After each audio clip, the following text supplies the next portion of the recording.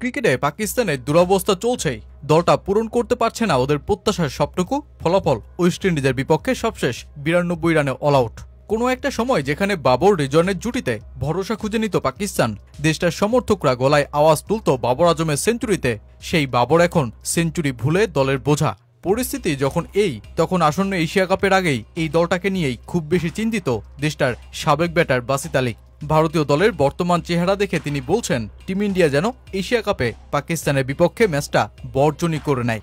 আর দেশটার সাবেক গতিদানব শোয়েব আখতার তো সোজা হেড কোচ আর দেশটার ক্রিকেট বোর্ডের নীতিমালাকেই শুলে চড়ালেন।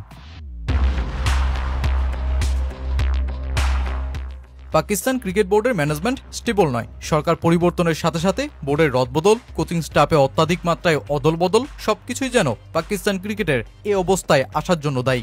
আর যারই প্রতিফলন যেন 22 গজে। ওয়েস্ট ইন্ডিজের বিপক্ষে 34 বছর পর ওয়ানডে সিরিজে হার, সবশেষ টেস্টের 9টাতেই পরাজয়, 2025 চ্যাম্পিয়ন্স ট্রফিতে গ্রুপ পর্বই টপকাতে না পারা, আর সাথে বাবর আজম ও মোহাম্মদ রিজওয়ানের অফর্ম তো আছেই। সবশেষ ওয়েস্ট ইন্ডিজের বিপক্ষে রিজওয়ান 3 ম্যাচে করেছেন 72 আর বাবর করেছেন 56 রান। আর তাই এই পাকিস্তানের বিপক্ষে এশিয়া কাপের ম্যাচটা ভারত বর্জন করে নেক, এমন প্রার্থনাই তো করছেন বাসিত আলী। বাবর রিজওয়ানরা কোচদের কথা শোনে না, ব্যাটিং কোচ যাই বলুক তারা শুধু শোনার ভান করে। ওদের এমন কাউকে দরকার যে ধাক্কা দিয়ে জাগিয়ে দেবে, যেমন ইনজামাম, ইউসুফ বা ইউনুস খান।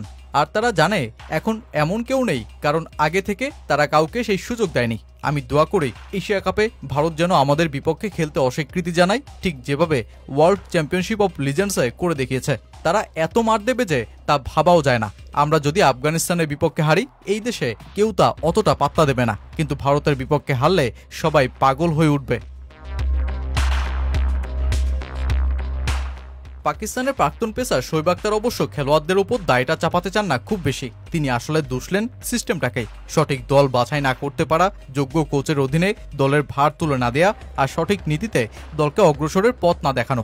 শোয়েব বলছেন, মাইক হেসন একজন ভালো টি-20 কোচ, কিন্তু ওয়ানডের জন্য তার কি গুণ আছে আমি জানি না। এই ফরম্যাটে যদি আপনি মানসম্পন্ন খেলোয়াড় না খেলান, তাহলে এমনই হবে। যতক্ষণ না আপনার দলে প্রতিষ্ঠিত অলরাউন্ডার, ব্যাটার, বোলার এবং স্পিনার থাকবে, আপনি পুরো 50 ওভার খেলতে পারবেন না। এই ফরম্যাটে কেবল টিকে থেকে জেতা যায় না। এটা খেলোয়াড়দের দোষ না, এটা খারাপ নীতির ফল। সিমিং উইকেটে আপনার খেলোয়াড়রা সবসময় দুর্বল প্রমাণিত হবে। এখন এই পুনর্গঠন প্রক্রিয়ার নতুন নাম দেওয়া হয়েছে সিলেকশন তৈরি করা। শুক্রিয়া জানাও যে পেট কামিন্স আর মিচেল স্টার্ক এখানে ছিলেন না। যেখানেই এমন কন্ডিশন থাকবে, আমাদের খেলোয়াড়রা ধরা পড়বে। সব মিলিয়ে এশিয়া কাপের আগে পাকিস্তান বেশ চাপেই আছে। ফরম্যাটটা যখন টি-20, তখন তাদের গ্রুপের শক্ত